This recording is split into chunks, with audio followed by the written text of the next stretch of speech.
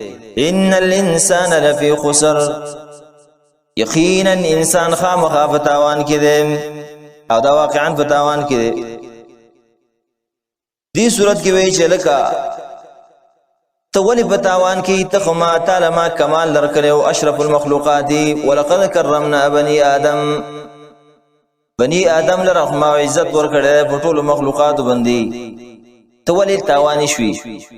ما خو ته د تاوان د پاره نه پیدا کړی دې د پاره مې پیدا کړی چې ته ګټه وکې کمال ته ورسېږي جنتونه حاصل کی نو ته ولې تاوان دی وکړو تاوان دی په دې وکړو چې تا کې دا ناکار صفتونه دي صفتونه ځان بچ کا. دعوه د سورۃ مقصد د سورۃ چې دی هغه هم زجری انسان ته زجر دی رټنه. الله فرمایي ويل لكل همزة لمزة ويل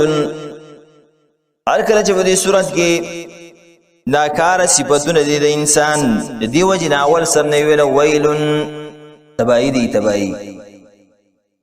تو ویل دو معنی دی په لغت عربی کې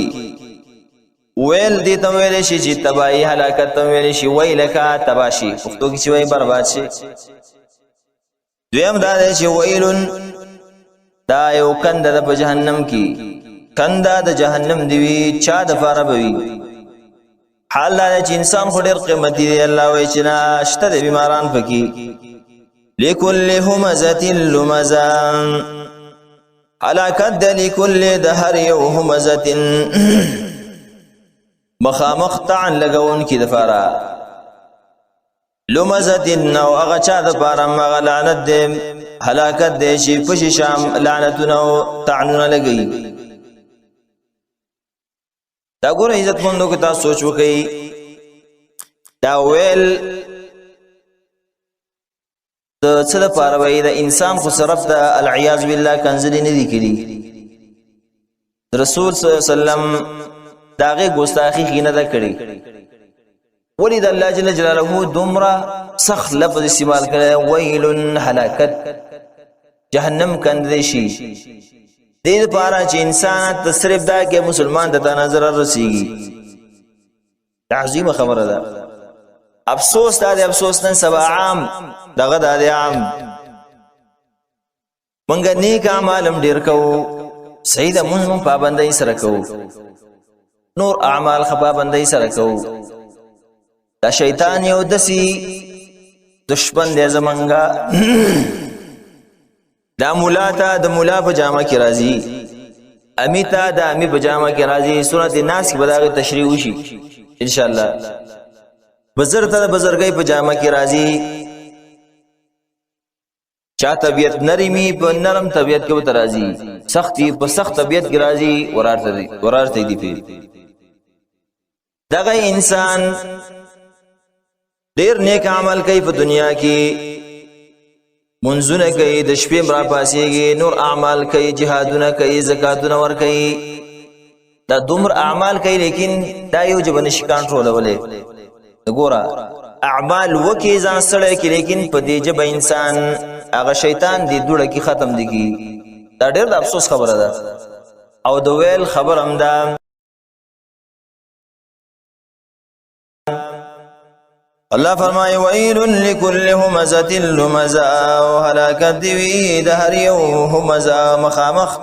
طعن لګون کې د فارا او لمزه واغه چې په شاطان لګي دا ولې زما بندگانو ته ضرر ورکو الله بخپل بندگانو باندې ډېر زیات خفقي دا راز کیږي. په حدیث کې راغلي نبی علیه الصلاۃ والسلام فرمایي وای کچیرتا الله جل جلاله فرمای امام ترمذی دا روایت نقل کړی دی کچیرتا اهل السماوات والارض د اسمان او د زمکه مخلوق دا د مسلمان په قتل کې شریک شي الله ودا ټول جهنم ته ورته. اهل السماوات څوک دي ملائکه دي ملائکه خو دې شرکت نه کوي هغه معصوم دي د ګنا نه غرض دا بالفرض کده یو مسلمان په قتل کې مثال فتور مثال حدیث کې جبرائیل هم شریک شي میکائیل هم شریک شي اسرافیل هم شریک شي ټول ملائکه شریک شي د اسمان او د ځمکې مخلوق دا ټول الله جهنم تر دی سبحان الله انسان د بنده دومره الله سره اکرام دی ځکه الله وی ولقد کرمنا بني ادم موت عزت ورکړي دی دغه رنګ بل حدیث کې راغلی نبی عليه السلام د کعبې نه طواف کو او به ویلا ستا پر رب می قسم کعبې ته وی تر الله ډېر عزت درکړي ډېر شرف لیکن د مسلمان شرف عزت د الله په نسبتانه ډېر دی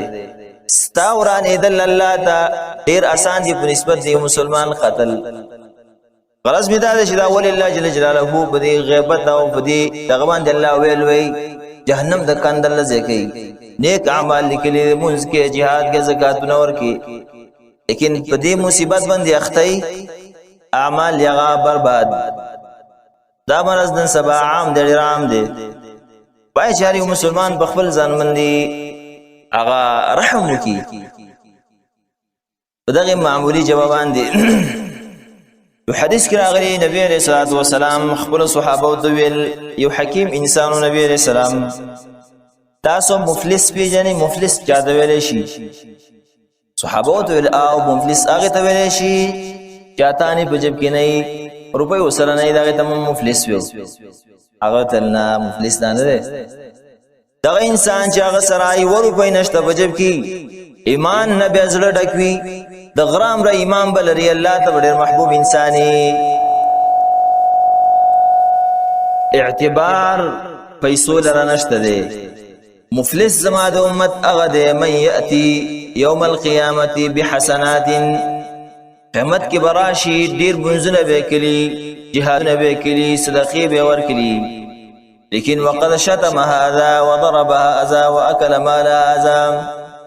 کاته به کنزل کړي څوک به والي څوک به خپکلی نه حقا هر یو ته خپل اعمال دی ورکړي شي دا هم دغه ستش پاتې شي جهنم ته وزي عیاذ بالله دا ډېر افسوس خبره ده ځان سره دی حدیث کې بل خبره ته اشاره ده قیامت ته چې څوک حسنات وړي ډېر حسنات چې چا وړي هغه په دنیا کې نیک سړی کې نه وي مطلب د حدیث دا دی چې ډېر نیک انسان وي په دنیا کې نیک انسان دې ځکه په قیامت کې نیک اعمال زیات دي لیکن دغه جبه د وجنا جهنم ته زیات اعمال دي اخلي د دې وجنا ډېر احتیاط کول پکاري په دې بابونو کې خاص کر مجلسونه نن سبا ډېر عام په دې مرز باندې اخته همزکم ډیر اقوال دي علماء چاوي همزه حماز هغه ته ویل شي چې انسان ته ضرر ورکوي په جبه سره سړی د پازابې په جبه ته تکلیف ورکي او لمزه هغه ته ویل شي چې هغه په فعل کار باندې هغه ته هغه بد غني ته سپکی غني خپل سترګو کې هغه کته غني دې کوم ناراضي دغه رنګي ابن عباس رضی الله عنه فرمایي همزه چې کوم دی هغه طعان هغه کس ویل شي حماز چې طعن لګي یو چا باندې طعنونه لګول لمزه هغه چا ته ویل شي لما چې هغه عیبونه د مسلمانانو راس وړي ګورې دا عیبونه د هر چا کې شته دي عیب په هر چا کې شته دي کچیرته مونږه دوربین را واره د مسلمان عیب ته ګورو نه یو بل نه بمزله تور شي هر چا کې عیب شته قانون بدای ځکه مسلمان دی هغه کې با دوربین برا واله او داغه اعمال به کې را ګوري الکه دا بلانکه سړی لري خسړی دی بلانکه کار وکړو یو حسنه یو نیکی یو ځکه کړی دا او ډېر خسړی دی او دې کار منه ملي دلې دی کم چې عیبونه لري فاغه برابر سرګه پټه کی هغه د کمزوري دا مسله در اب سره ده په دې باندې معاشرم جوړیږي اصلاح د معاشري راځي الله د انسان راځي کی چیرته موږ دغه سی عکسو کو د انسانانو مسلمانانو نیک اعمال فټو ورو دوربین رالو بد اعمال به صرف راس پړو معاشرم خرابای بدبختین امداغه نه फायदा کی دا ټول نقصانات د دې نه फायदा کی بدل تدار همزه دواړه ناروا دي دواړو د فار الله جل جلاله عذاب ذکر کړی لیکن هم ذا مخامخ طعن لګون کې دای مخ کې کړی دی لکه دا ډیر بدترینی یو سړی دی پیش شاشه پسې لګی دی ضرر خو یو نشي ورکولای که مخامخ هم په ناحقه چا پسې لګېدلی که پیش شام چا پسې لګېدلی هېڅ چا ته ضرر نشي ورکولی لیکن دا چې یو سړی راپاسېږي مخامخ یو چا ته ودرېږي دا هغې ته ډېر مشکل وي یو مجلس کې د هغه خفه کول د هغې بې عزتي کول دا ډېر مشکل وي په نسبت د شا د دې وجې نه دا یې مخکې کړه الله فرمایي د انسان کې هر کله چې یو چا کې داسې صفتونه پیدا شي خپل جبهه ته نشي کنټرولولی دې سړي کې وایي نور مرضونه مي دریم صفت په دې کې دا دی الذي جمع مالا وعددا وایي دا هغه کس دی دا جمع چې مال یې جمع کړی دی وعددا او شمارلی دی دا بل ناکاره صفت دی پیسې چې الله چاته ورکړي د دې دپاره ورکړي چې دا خرج کا ځکه دا پیسې دا نه خوړل کېږي داسې د هغې نه جامې کېږي نه چا سره قبر له ځي پیسې چې درکړي د دې دپاره درکړي چې دا د خرج کا خو خرج مطلب به دا نه چې دې په ناروا کې هغه خرج کړي اسراف په هغې کې وکړي په حرامو کې ورکړي نه په خپل ځان باندې خرج کا خپل اولاد باندې هغه ولګوا خپل اهل باندې ولګوا نور مسلمانان به وځي باغ باندې ولګوا دا غي تفصیل په حدیثو کې او قران کې ما مخکې تیر شوی کوم ځکه دا مصارف سره وکي لیکن الله وایي دا انسان خو ډیر بیکار دی درم صفت دا دی جمع مالن چې جمع کړي دی مال لرا وعدد او شماري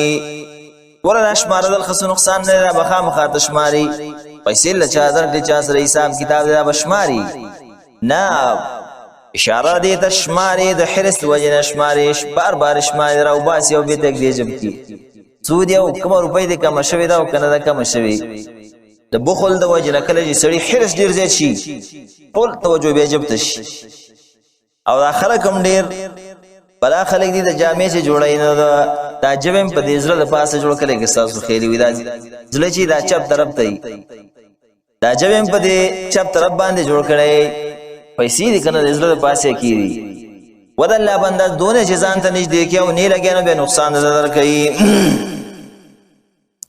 وعدد او تیاری خدي او شماري دې لپاره ساتلې چې لکه ما باندې مصیبتونه راځي